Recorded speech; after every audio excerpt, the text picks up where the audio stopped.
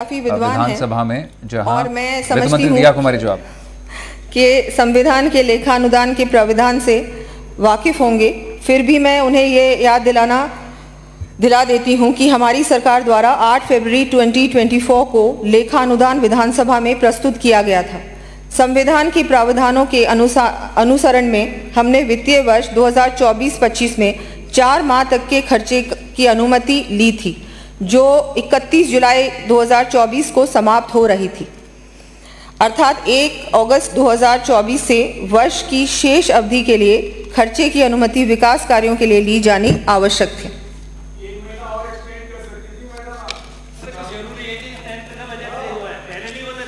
मान्य सदस्यों को यह भी ज्ञात है कि केंद्र सरकार द्वारा उनके लेखानुदान में राज्यों को विभिन्न केंद्रीय परिवर्तित योजनाओं, केंद्रीय करों में हिस्सा राशि इत्यादि के बजट अनुमान वर्ष 2024-25 के दर्शाए गए हैं। उस आधार पर ही इन आंकड़ों को राज्य के परिवर्तित बजट में शामिल किया है। अब तो माननीय सदस्यों को उनके प्रश्न का उत्तर भली भांति मिल गया होगा। इससे भी अधिक आश्चर्य इस बात का है कि गत सरकार में अपनी वरिष्ठता के कारण संसदीय कार्य को संभालने वाले कोटा उत्तर से आने वाले मान्य विधायक इस मान्य सदन में प्रश्नों के उत्तर सहित विधायी कार्य के संबंध में सरकार एवं माननीय मुख्यमंत्री महोदय के अधिकारियों एवं दायित्वों के ऊपर बेमतलब की टिप्पणी करके अपने अनुभव का प्रदर्शन करते हैं, क्योंकि बहुत बार अधिकारियों पे और सब पे बिना किसी वजह के झूठ, हाँ उससे उनकी शायद इनएक्सपीरियंस दिखता है। झूठ कहने लगे, सच से बचने लगे, हौसले मिट गए, तजर्बा रह गया। राजाखेड़ा से आने वाले मान्य सदस्य द्वारा इस चर्चा में बहुत समय तक केंद्र सरकार पर टिप्पणी की जाती है। बहुत बार उन्होंने केंद्र सरकार की बातें कही, ना केवल उन्होंने, वैसे बहुतों ने कही, पर विशेषकर उन्होंने कही। प्रदेश की जनता की बात करने की बजाय केंद्र सरकार पे ही चर्चा की। इससे ऐसा लगता है कि शायद इनको सांसद बनना था। मेरा विनम्र आग्रह है कि बजाय केंद्र पर बेमतलब टिप्पणी के स्थान पर आप प्रदेश से जुड़ी समस्याओं के बारे में बात करें। ये बर्दाश्त नहीं करूंगा मैं आपके आगे से, ध्यान रखो। बोलिए। माननीय सदस्य द्वारा ये बिंदु भी उठाया गया कि केंद्र सरकार से जो CRF, PMGSY इत्यादि का पैसा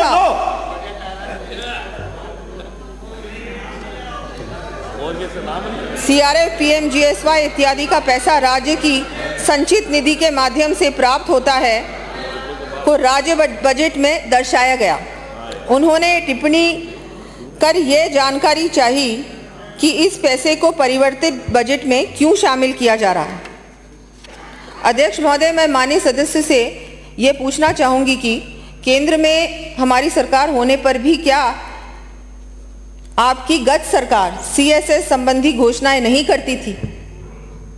हमारी सरकार तो डबल इंजन की सरकार है, जो प्रदेश की जनता को पूर्ण रूप से समर्पित है। माननीय सदस्य को यह जानकारी होनी चाहिए कि सदैव ही केंद्र सरकार से विभिन्न केंद्रीय परिवर्तित योजनाओं अथवा जो राशि संचित निधि के माध्यम से आती है, वह राज्य के आय व्यय अनुमानों में सम्मिलित रहती है। हमारे रानीवाड़ा से आने वाले माननीय सदस्य द्वारा ये टिप्पणी की कि ये बजट चुनावी बजट है। अध्यक्ष महोदय, मैं आपके माध्यम से माननीय सदस्य को अवगत कराती हूँ कि इनके बजट जरूर चुनावी होते होंगे। शुरू के वर्षों में तो जनता के कल्याण के लिए धरातल पर कोई योजना का कार्य किया ही नहीं, परंतु अंतिम वर्ष में चुनावों को देखते हुए लोक लुभावन योजनाओं की थोथी घोषणाएं कर वोटों पर राजनीति से प्रेरित होकर आम जन को गुमराह करने का जरूर इन्होंने काम किया। हमने तो पहले बजट से ही दूरदर्शी सोच रखते हुए हर क्षेत्र के लिए प्लान बनाकर ये कार्य किया है, बजट बनाया है। एक लॉन्ग टर्म बजट है ये, सिर्फ 1 साल का बजट नहीं है, सिर्फ ये भी नहीं है कि ये 5 साल का बजट है, ये विकसित राजस्थान का बजट है, 2047 के राजस्थान का बजट है, एक विजनरी बजट है। और इसके लिए हम सबको धन्यवाद देना चाहिए हमारे माननीय मुख्यमंत्री जी का, जिनके नेतृत्व में हम सब लोगों ने मिलकर ये इतना अच्छा बजट बनाया, जिसका पूरा लाभ प्रदेश की जनता को हमारे इसी कार्यकाल में मिलेगा। जैसे मैंने कहा कि हमारे इसी कार्यकाल में शिलान्यास भी होगा और उद्घाटन भी, सिर्फ घोषणाएं नहीं जो आपने की। अब मैं फिस्कल स्थिति के बारे में उल्लेख करना चाहूंगी। डेट एंड अदर लायबिलिटीज, ऋण एवं अन्य उत्तरदायित्व। गत कांग्रेस सरकार द्वारा की गई रैशनल एवं थोथी बजट घोषणाओं तथा अनप्रोडक्टिव व्यय के फलस्वरूप वर्ष 2023-24 में राज्य के ऋण एवं अन्य दायित्व हमारी गत सरकार के कार्यकाल वर्ष 2017-18 के दुगने से अधिक बढ़कर 5,70,646 करोड़ रुपए पर पहुंच गए हैं। माननीय सदस्यों को जानकर आश्चर्य होगा कि कांग्रेस सरकार ने प्रदेश के प्रथम 6 से अधिक दशकों में लिए गए ऋण से भी अधिक ऋण केवल 5 वर्ष में ही ले लिया। सोचिए तो सही। इसके परिणाम स्वरूप राज्य के ब्याज भुगतान में अत्यधिक वृद्धि हो गई और ये स्पष्ट है कि कांग्रेस सरकार द्वारा राज्य को डेब्ट के भंवर में फंसा दिया। क्या करें, बिल्कुल अच्छा नहीं, प्रदेश की जनता के लिए तो बिल्कुल अच्छा नहीं किया आपने। माननीय प्रधानमंत्री श्री नरेंद्र मोदी जी के मार्गदर्शन में भगवत गीता तथा रैदास जी के कर्म प्रधान निष्काम कर्म की अवधारणा को आत्मसात करने वाली हमारी सरकार फिस्कल रिस्पॉन्सिबिलिटी को भली भांति समझती है। माननीय मुख्यमंत्री श्री भजनलाल जी के नेतृत्व में हम फिस्कल कंसोलिडेशन पाथ पर अग्रसर हैं। जहां हमारी पिछली सरकार के कार्यकाल में वर्ष 2017-18 में डेट टू जीएसडीपी रेशियो 33.77% था, वहीं चारवाक को अपना आदर्श मानकर ऋणम कृत्वा धृतम पिबेत, ऋण लेकर घी पियो की सोच एवं 5 सितारा होटल के बंद कमरों में अपने अस्तित्व को बचाने के लिए संघर्ष करने वाली गत सरकार के कार्यकाल में वित्तीय कुप्रबंधन के फलस्वरूप वर्ष 2023-24 में राज्य का कुल डेट टू जीएसडीपी रेशियो 37.34% तक पहुंचा दिया। अब वो होटल रूम्स के होटल का खर्चा तो देना ही था ना, महीनों तक बंद, कोरोना से जूझ रही थी, कोविड से जूझ रही थी राजस्थान की जनता और आप होटलों में बंद थे। क्या करें, अब सरकार को तो बचाना जरूरी था ना आपके लिए। हमारे द्वारा अपने प्रथम पूर्ण बजट में ही डेट टू जीएसडीपी रेशियो में कमी करते हुए इसे 35.97% तक सीमित रखने का प्रयास किया है तथा हम इसी पथ पर चलने के लिए कटिबद्ध हैं। मुझे अत्यधिक अचरज हुआ कि जिस पार्टी की सरकार के मुख्यमंत्री तथा उप मुख्यमंत्री में संवादहीनता हो, बात ही नहीं करते हो, उप मुख्यमंत्री को मंत्रिमंडल छोड़ना पड़े, उस पार्टी के अग्रणी नेता लक्ष्मणगढ़ से आने वाले हमारे माननीय विधायक हमारी सरकार में संवाद की स्थिति तथा कोऑर्डिनेशन को लेकर झूठी चिंता व्यक्त करते हैं। आप हमारी चिंता ना करें, आप तो अभी भी वही लड़ाई लड़ रहे हैं, आप तो अभी भी सब लोग वही लड़ाई लड़ रहे हैं। आप हमें अपने काम पे छोड़ें, हम अच्छा काम करके दिखाएंगे। उन्हें अभी से ही हमारी इस डबल इंजन की सरकार में राज्य एवं केंद्र के अच्छे रिश्ते, आपको तो इससे भी समस्या हो रही है कि अब इनको तो कोई समस्या होगी नहीं, ये तो सारे ही वित्तीय संसाधन केंद्र से भी ले आएंगे, वहां से भी इनको बहुत सहयोग मिलेगा। तो आपकी चिंता समझ में आती है, बिल्कुल है, सही है। आप लोगों ने अपनी पार्टी के अंदर बहुत संघर्ष किया, अब क्या करें। हम लोग तो काम करने आए हैं, राजस्थान की जनता ने अवसर दिया। उन सहित विपक्ष के सभी माननीय विधायकगण से अनुरोध व अपेक्षा करूंगी कि वे ऐसी निर्थक बातों में समय जाया ना करें, प्रदेश की जनता के कल्याण में हमारा सहयोग करने का प्रयास करें।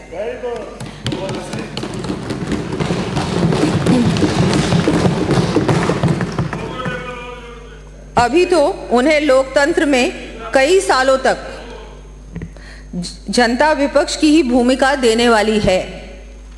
बहुत सालों तक आप लोग तो अब इसी की आदत डाल लीजिए विपक्ष में बैठने की।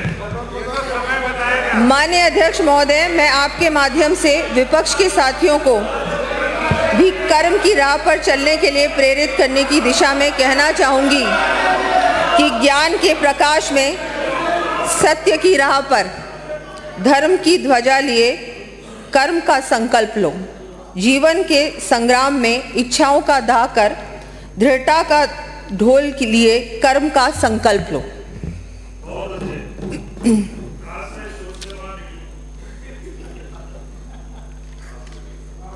आप अपनी बात कीजिए ना, आपने क्या किया 5 साल?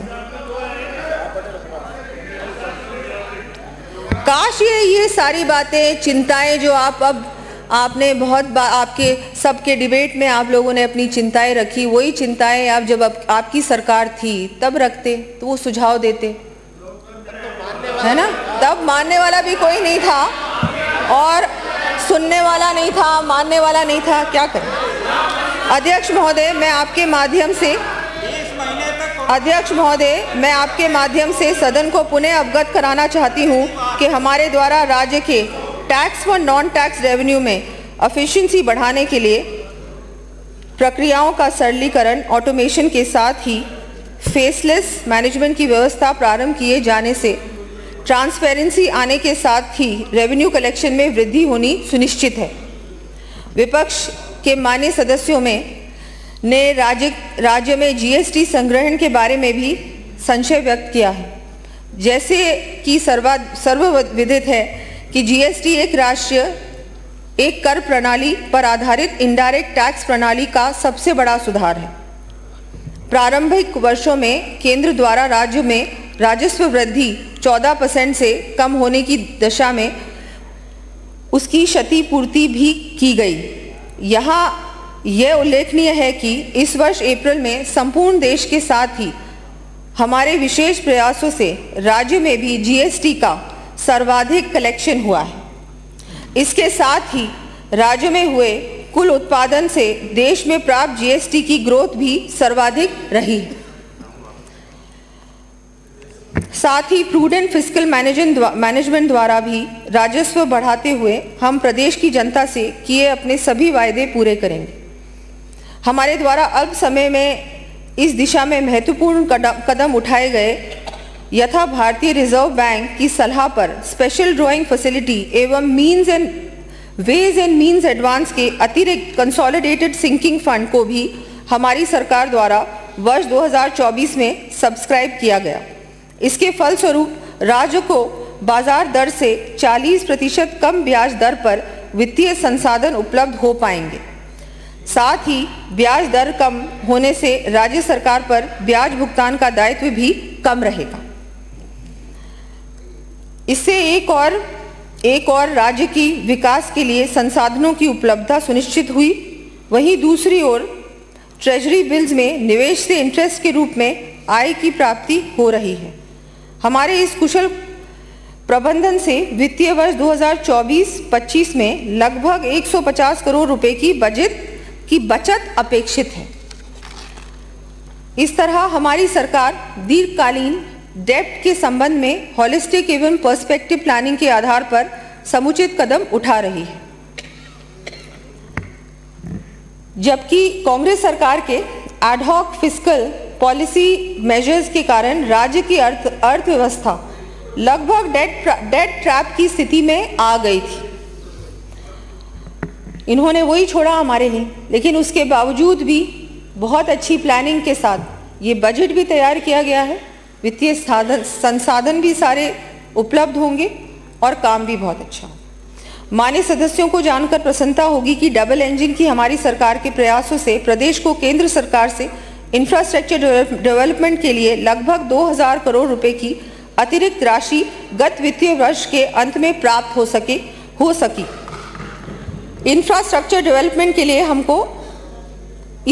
लोगों को इसी गत वित्तीय वर्ष में 2000 करोड़ रुपए केंद्र से प्राप्त हुए हैं। ये बहुत बड़ी उपलब्धि है। इससे आधारभूत संरचनाओं के निर्माण के साथ ही राज्य के विकास में भी तेजी आएगी।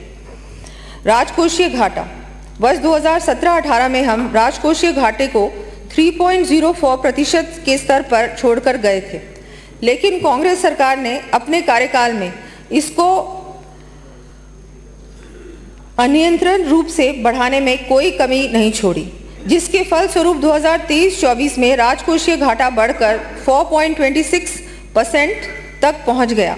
हमने हमारे परिवर्तित अनुमानों में राजकोषीय घाटे को पुनः कम करते हुए 3.93% के स्तर पर लाने का प्रयास किया है। मैं माननीय सदन को अवगत कराना चाहती हूं कि हमारी सरकार ने इस वर्ष भी राजकोषीय घाटे को FRBM द्वारा निर्धारित सीमा में रखा है तथा भविष्य में भी हम इसे FRBM सीमा में ही रखने के लिए प्रतिबद्ध हैं। गवर्नमेंट गारंटीज राजाखेड़ा से आने वाले माननीय सदस्य ने गवर्नमेंट गारंटीज की स्थिति के संबंध में चिंता व्यक्त की है। अध्यक्ष महोदय, मैं आपके माध्यम से सदन को अवगत कराना चाहती हूं कि कांग्रेस सरकार ने वर्ष 2013-14 के अंत में कुल बकाया राजकीय आउटस्टैंडिंग गवर्नमेंट गारंटीज 85,911 करोड़ रुपए थी, जो हमारी गत सरकार के प्रयासों से वर्ष 2018-19 में घटकर 70,430 करोड़ रुपए रह गई थी।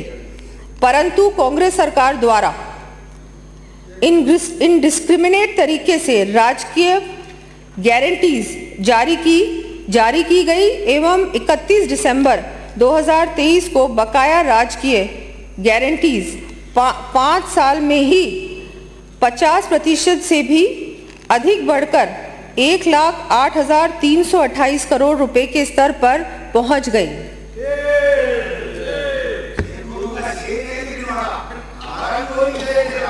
हमारी सरकार राजकीय पर सोच अलग है, विजन अलग है।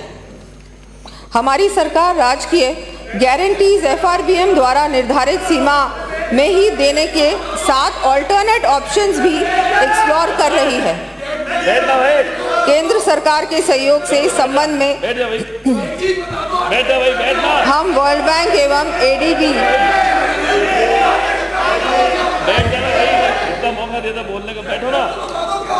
ADB जैसे मल्टीलैटरल इंस्टीट्यूशंस के साथ इस दिशा में कार्य प्रारंभ कर रहे हैं।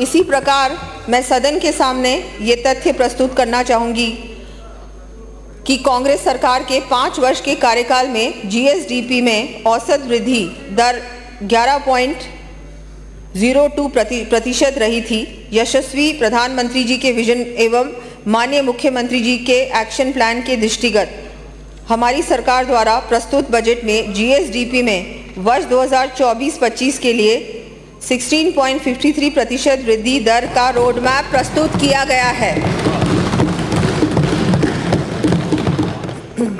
आप आंकड़े बता रहे थे तो मैं भी कुछ आंकड़े आपके सामने रख दूं। नेता प्रतिपक्ष महोदय, सुनो ना, सुना नहीं, काम की बात सुनी नहीं आपने। बिल्कुल सुनो ना, सुने नहीं आप।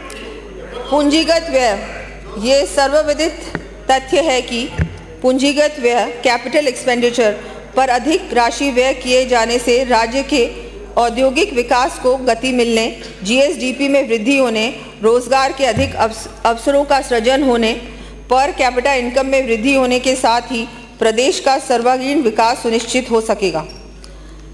हमारी सरकार के गत कार्यकाल में औसत पूंजीगत व्यय नेट बोरोइंग का 61.52% था, लेकिन कांग्रेस सरकार के फाइनेंशियल मिसमैनेजमेंट एवं ऋण का उपयोग थोथी बजट घोषणाओं तथा अनप्रोडक्टिव राजस्व व्यय में किए जाने के परिणाम स्वरूप औसतन पूंजीगत व्यय नेट बोरोइंग का 41.61% तक गिर गया। मान्य सदस्यों को ये जानकर प्रसन्नता होगी कि अब हम इसे 63.13% तक लाकर गाड़ी को पटरी पर लेके आएंगे।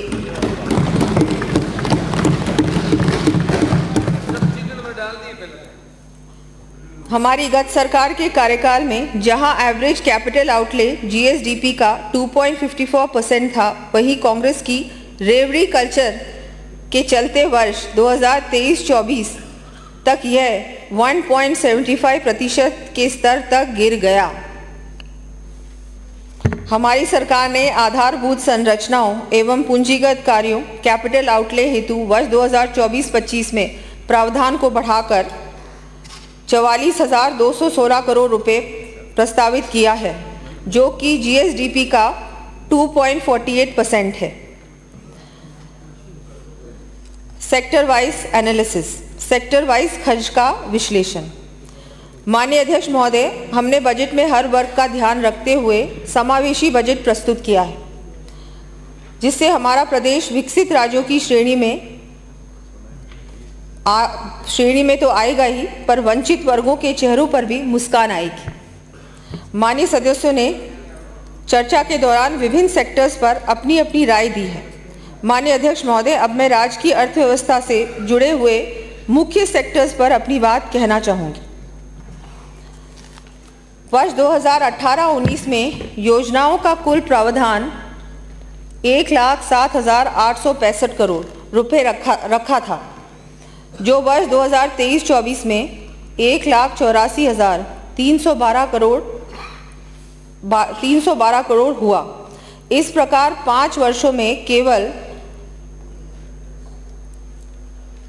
76,000 करोड़ रुपए की वृद्धि हुई, जबकि हमारी सरकार ने वर्ष 2024-25 में 2,09,634 करोड़ रुपए का प्रावधान किया है। इस प्रकार हमारी सरकार ने केवल 1 वर्ष में ही 25,000 करोड़ की वृद्धि प्रस्तावित की है।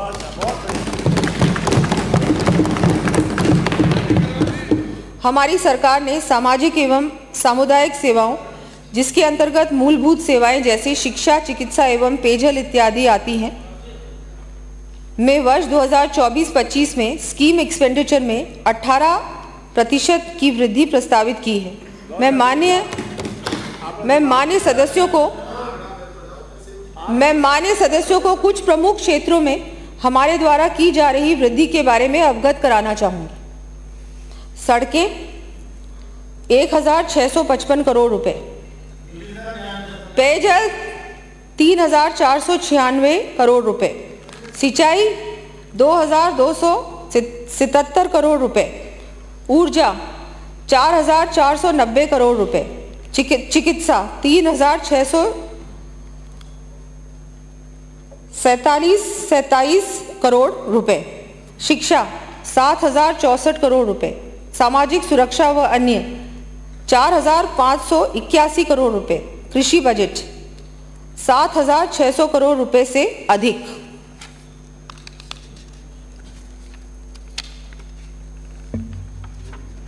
कृषि एवं पशुपालन।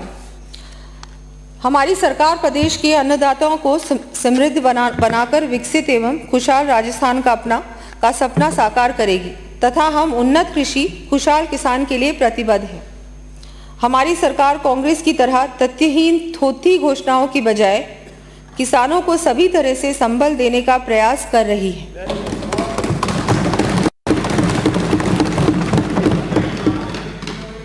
हमारे द्वारा जो बजट प्रस्तुत किया गया है, उसमें कृषक कल्याण एवं कृषि विकास हेतु 96,787 करोड़ 27 लाख रुपए का प्रावधान रखा है।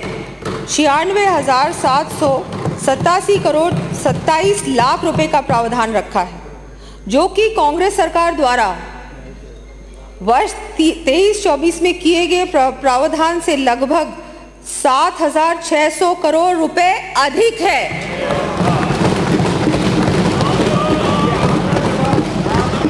आप मुझे आंकड़े गिना रहे थे, मैं भी आपको कुछ स्पष्टीकरण देना चाहूंगी। आपके आंकड़े पता नहीं कहां से आप लेके आए थे। उसका जवाब है ना, उसका जवाब है,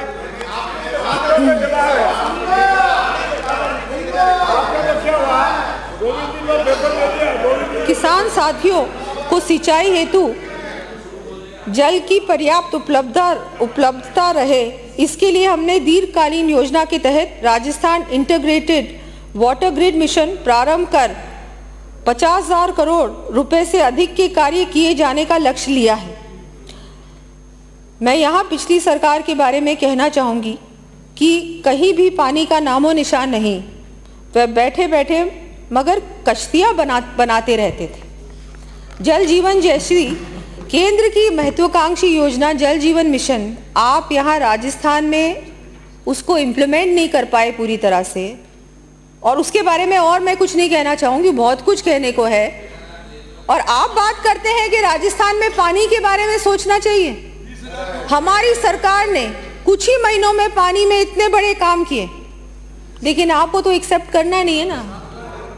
हाँ, लक्ष्मणगढ़ से आने वाले माननीय सदस्य, जो कि परंपरा के विपरीत जाकर मेरे द्वारा पढ़े जा रहे बजट भाषण के दौरान कृषि बजट पर बोलने से पहले ही किसानों को के मुद्दों पर टिप्पणी कर रहे थे। मैंने तो कृषि बजट शुरू ही नहीं किया था, पूरा कृषि बजट था, कई पेजेस का बजट था। किसानों के लिए हम सब संवेदनशील हैं। उन्हें मैं पुनः याद दिलाना चाहूंगी कि वादे के अनुसार माननीय मुख्यमंत्री जी द्वारा दिनांक 30 जून 2024 को टोंक से किसान सम्मान निधि की प्रथम किश्त के रूप में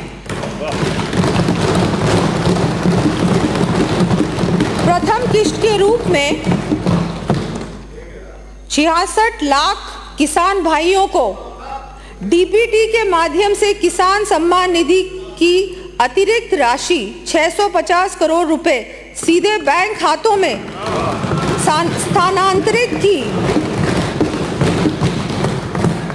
राजस्थान के इतिहास में ये पहली बार है जब हमारे प्रदेश के अन्नदाताओं को राज्य सरकार द्वारा इतनी बड़ी संख्या में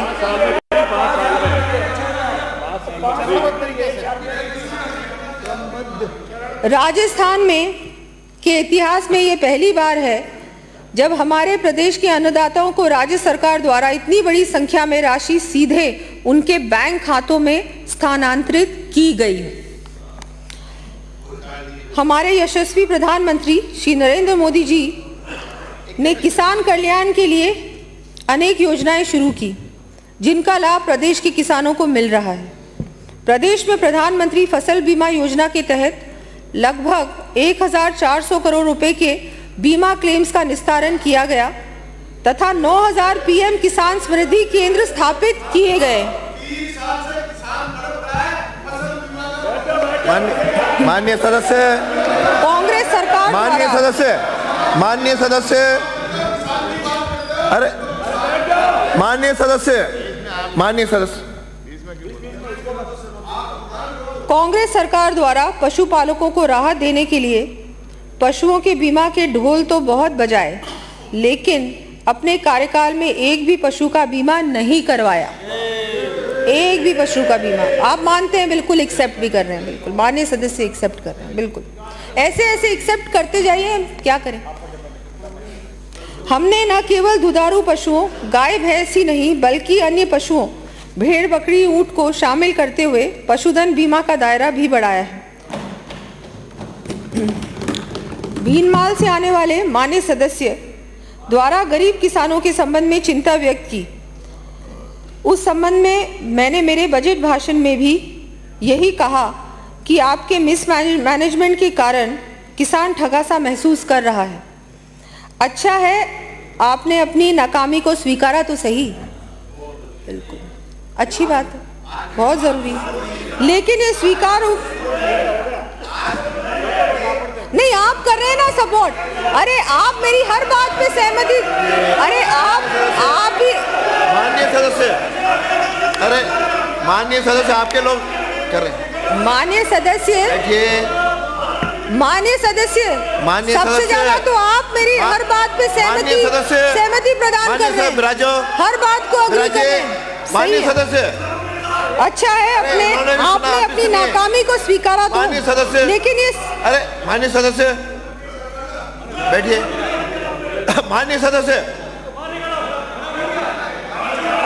अरे माननीय सदस्य नो बैठिए, माननीय सदस्य, लेकिन ये स्वीकार, माननीय सदस्य सीमा क्रॉस कर रहे हो, लेकिन माननीय सदस्य सीमा क्रॉस कर रहे हो, बहुत ही विलंब से आई, लेकिन चलो आई तो सही, स्वीकारा तो सही। सीमाओं का उल्लंघन मत करो माननीय सदस्य। भीम से आने वाले क्या कर रहे हो, इस सीमाओं का उल्लंघन करोगे नाम लूंगा। टोडा भीम से आने वाले माननीय सदस्य ने कहा कि किसानों को जो फसली ऋण मुफ्त ब्याज कर दिया जाता था, हमने तो उसमें भी कटौती कर दी। माननीय सदस्य का ये सरासर झूठ तथ्य है, ये बिल्कुल सही नहीं है। आपने ये जो बात रखी है ये तथ्यों के विपरीत है, ऐसा बिल्कुल नहीं हुआ है। हमने पिछले वर्ष से अल्पकालीन फसली ऋण की राशि में 1000 करोड़ रुपए की वृद्धि करते हुए अनुदान का भी प्रावधान किया है।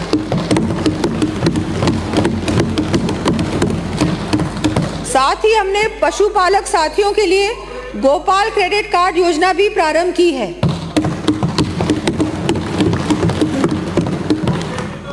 इसी प्रकार पूर्ववर्ती सरकार ने पानी के नाम पर सिर्फ राजनीति करते हुए ईआरसीपी सहित प्रदेश की प्रमुख पेयजल परियोजनाओं को अटकाने का काम किया, लेकिन हमारी सरकार ने अल्प समय में ही हमारे यशस्वी प्रधानमंत्री श्री नरेंद्र मोदी जी के मार्गदर्शन तथा मुख्यमंत्री श्री भजनलाल जी के नेतृत्व में ईआरसीपी के लिए केंद्र सरकार एवं मध्य प्रदेश के साथ एमओयू कर प्रथम चरण हेतु कार्य आदेश भी जारी कर दिए हैं।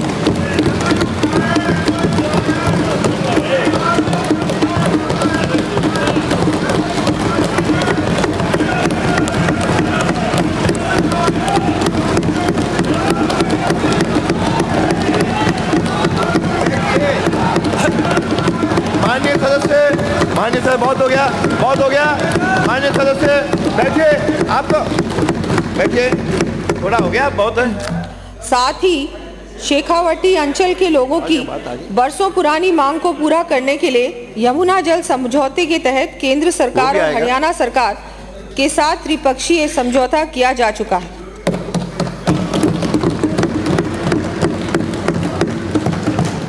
ऊर्जा क्षेत्र में नवाचार एवं सुधार। पूर्ववर्ती कांग्रेस सरकार द्वारा केवल बिजली की खरीद पर ही ध्यान दिया गया। राज्य में स्वयं के प्लांट्स की उत्पादन क्षमता बढ़ाने तथा उपलब्ध क्षमता का पूर्ण उपयोग करने पर कोई ध्यान नहीं दिया गया। माननीय नेता प्रतिपक्ष यह तो अब भी मानेंगे कि आपकी सरकार के 5 साल के कार्यकाल में एक भी पावर जनरेशन प्लांट की स्थापना नहीं हुई और आप सोलर ऊर्जा की बात करते हैं। और ये भी सबको विदित है, ये भी सबको विदित है कि माननीय मुख्यमंत्री जी के विशेष प्रयासों से अब राज्य 33,000 मेगावाट उत्पादन क्षमता स्थापित करने की दिशा में अग्रसर है।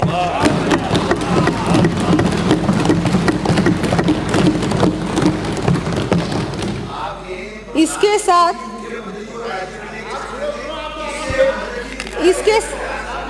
साथ ही गत सरकार के समय पूर्व से संचालित प्लांट्स का पीएलएफ भी मात्र 55.10% रहा। हमारी सरकार ने कार्यभार संभालते ही राज्य के प्लांट्स की क्षमता के उपयोग पर पूर्ण ध्यान दिया, जिसके परिणाम स्वरूप पीएलएफ 70.32 प्रतिशत हो गया है। हमारी गत भाजपा सरकार ने केंद्र सरकार की उदय योजना को राज्य में वर्ष 2015 से लागू कर विद्युत कंपनियों के बकाया ऋणों की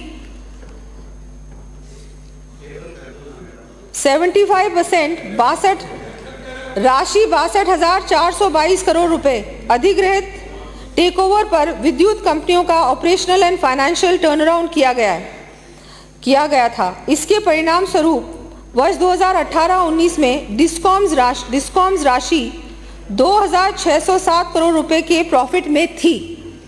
तत्पश्चात कांग्रेस सरकार की ऊर्जा क्षेत्र में अदूरदर्शी नीतियों के फलस्वरूप प्रदेश की डिस्कॉम्स एवं ऊर्जा क्षेत्र को अत्यंत दयनीय स्थिति में पहुंचा दिया। इसी का परिणाम रहा कि वर्ष 2020-21 से डिस्कॉम्स पुनः घाटे की स्थिति में आ गए और दिसंबर 2023 तक डिस्कॉम्स का अक्यूमुलेटेड लॉस राशि 1,01,215 करोड़ रुपए व बकाया ऋण राशि 91,767 करोड़ रुपए हमें विरासत में मिले। इतना घाटा। हमारी सरकार ऊर्जा क्षेत्र में निरंतर नवाचार के लिए प्रतिबद्ध है। हमारी सरकार द्वारा विगत कुछ समय में ही इस संबंध में केंद्र सरकार के विभिन्न PSU से MOU किए जाकर उनको धरातल पर लाने का काम शुरू कर दिया है, जिससे राज्य में सबको निर्बाध बिजली मिल सकेगी और साथ ही डिस्कॉम्स की आर्थिक स्थिति भी सुधरेगी। विपक्ष के माननीय सदस्यों द्वारा तथ्यों को तोड़ मरोड़ के रखने की श्रृंखला में बायतू से आने वाले सदस्य ने कहा कि कैप्टिव पावर प्लांट्स पर लगने वाले विद्युत शुल्क इलेक्ट्रिसिटी ड्यूटी समाप्त कर दी गई। यहाँ मैं पुनः स्पष्ट करती हूँ कि इसमें कैप्टिव पावर प्लांट्स पर लगने वाले विद्युत शुल्क को समाप्त नहीं किया गया है, मात्र कैप्टिव पावर प्लांट्स के ऑक्सिलरी एनर्जी कंजम्पशन वाले भाग पर लगने वाले विद्युत शुल्क इलेक्ट्रिसिटी ड्यूटी को ही समाप्त किया गया है। लगता है माननीय सदस्य ने पूर्व में ध्यान से पूरी बात नहीं सुनी हो, सुनी भी नहीं आप लोगों ने, पढ़ी भी नहीं, जो मर्जी आया आप बोलते गए। बोलने के लिए बोलना पड़ता है, समझ में आता है, बोलना ही है। विपक्ष है, आप बोलेंगे। माननीय अध्यक्ष महोदय, कांग्रेस सरकार द्वारा किसानों को दिन के समय 2 बार बिजली ये उछल के बोलने की जरूरत नहीं है। I will name you. आज मुझे मजबूरन बाहर निकालने के लिए कहना पड़ेगा। मिस्टर बोरा, माइक यू, तीसरी बार कह रहा हूं, और अब की बार यदि इस तरह किया तो मैं तुरंत बाहर भेजने के मजबूर होऊंगा। माननीय अध्यक्ष महोदय, कांग्रेस सरकार द्वारा किसानों को दिन के समय 2 बार बिजली उपलब्ध कराने की घोषणा की गई, परंतु उस पर अमल नहीं किया गया और वह कागजी घोषणा बनकर रह गई। मैं सदन को आश्वस्त करना चाहूंगी कि हम 2027 तक किसान भाइयों को दिन के समय भी बिजली उपलब्धता सुनिश्चित करेंगे।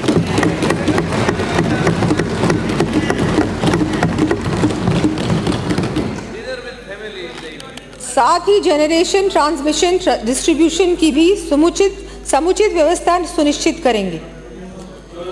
रिसर्जेंट राजस्थान, कांग्रेस सरकार द्वारा हमारे द्वारा सफलतापूर्वक आयोजित किए गए रिसर्जेंट राजस्थान की नकल करते हुए इन्वेस्टमेंट राजस्थान समिट 2022 आयोजित की गई, जिसमें केवल थोड़ी चर्चाएं की गई। कुछ ग्रुप्स कंपनी से MOU किए गए, परंतु इन MOU पर केवल कागजी कार्रवाई हुई, कोई MOU धरातल पर नहीं आया। कांग्रेस की सरकार सदा से ही मुंगेरी लाल के सपने दिखाने का काम करती है। आप बहुत सारी घोषणाएं करते, बहुत किया आपने, सपने भी दिखाए, ये सारे समिट्स के नाटक भी किए, लेकिन काम क्या किया? यही कारण है कि आज सब लोग रो रहे हैं। सड़कों की हालत तो मैंने देखी है, क्या हालत करके छोड़ गए आप। फाइनेंशियल स्थिति के बारे में बोलेंगे तो पता नहीं क्या आप लोगों ने कर दिया। जाते जाते तो आपने कुछ भी नहीं छोड़ा। हमारी सरकार ने रिन्यूएबल एनर्जी को बूस्ट करने के लिए नई लैंड पॉलिसी लागू की है, जिससे राज्य की ऊर्जा आवश्यकताएं पूरी होने के साथ ही पर्यावरण में भी सुधार होगा। साथ ही हमने प्रदेश में बड़े उद्योगों के साथ ही एमएसएमई को बढ़ावा देने का कार्य प्रारंभ से ही शुरू कर दिया है। चिकित्सा एवं स्वास्थ्य, बड़े दुर्भाग्य की बात है कि चिकित्सा एवं स्वास्थ्य जैसे आम जनता के जीवन से जुड़े संवेदनशील विषय पर भी विपक्ष द्वारा जनता को ये कहकर गुमराह किया जा रहा है कि हमारे द्वारा पूर्ववर्ती सरकार द्वारा चलाई गई स्वास्थ्य योजनाओं को बंद किया जा रहा है। माननीय अध्यक्ष महोदय, मैं आपके माध्यम से सदन को आश्वस्त करना चाहूंगी कि हेल्थ फॉर ऑल के सिद्धांत पर कार्य करते हुए स्वास्थ्य से जुड़ी हुई योजनाओं को और अधिक बेहतर कर मुख्यमंत्री आरोग्य योजना, मां योजना में कैंसर जैसी गंभीर बीमारियों के इलाज के लिए आईपीडी के साथ साथ डे केयर पैकेज, बच्चों के लिए पीडियाट्रिक पैकेज एवं अन्य पैकेजेस का रैशनलाइजेशन किया जा रहा है। इसी क्रम में हम पब्लिक हेल्थ इंफ्रास्ट्रक्चर को मजबूत करने के साथ ही विस्तार के लिए भी प्रतिबद्ध है। यशस्वी प्रधानमंत्री माननीय श्री नरेंद्र मोदी जी के विजन के अनुरूप हमने चिकित्सा एवं स्वास्थ्य के आधारभूत ढांचे के विकास के लिए पहला पूर्ण बजट में ही नेशनल हेल्थ पॉलिसी 2017 के निर्धारित लक्ष्य से भी अधिक कुल व्यय का 8.26% राशि 27,660 करोड़ रुपए का प्रावधान किया है, जो गत सरकार के 5 वर्षों के औसत से लगभग 1.5% अधिक है। जनजाति क्षेत्र विकास, टीएसपी एरिया डेवलपमेंट, डूंगरपुर से आने वाले माननीय सदस्य द्वारा जनजाति क्षेत्र टीएसपी एरिया में निवासरत हमारे जनजाति के भाई बहनों के लिए चिंता करते हुए कहा कि नरेगा में टीएसपी एरिया में हमारी सरकार ने 125 दिन मजदूरी के दिए थे, लेकिन आपकी सरकार के बनते ही उसको आपने 100 दिन कर दिया। मैं माननीय सदन को अवगत कराना चाहूँगी कि यह बिल्कुल तथ्यहीन बात है। आज भी राज्य की एसटी बहुल्य 8 जिलों की 47 पंचायत समितियों के जॉब कार्ड होल्डर परिवारों को महात्मा गांधी नरेगा में 100 दिवस पूर्ण करने के उपरांत 50 अतिरिक्त दिवसों का रोजगार राज्य मद से उपलब्ध कराया जा रहा है।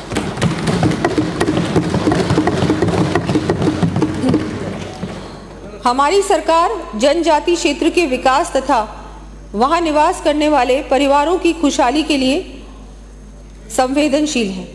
इसी क्रम में हमारे द्वारा गोविंद गुरु जनजातीय क्षेत्रीय विकास योजना भी प्रारंभ की जा रही है।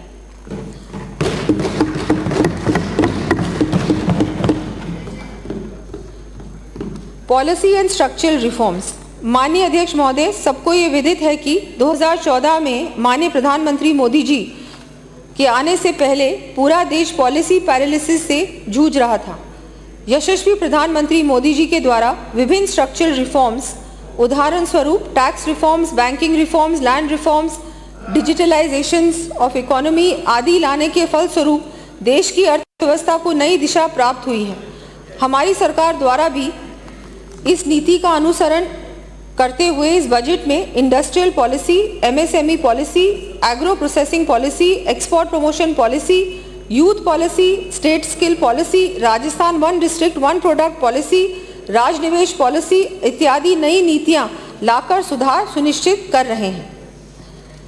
हमारे यशस्वी प्रधानमंत्री जी ने लाल किले की प्राचीर से कहा था, हमें जल्द से जल्द गुलामी की मानसिकता और गुलामी के प्रतीक चिन्हों को समाप्त कर नए आत्मविश्वास से भरे नए भारत की स्थापना करनी है। इसके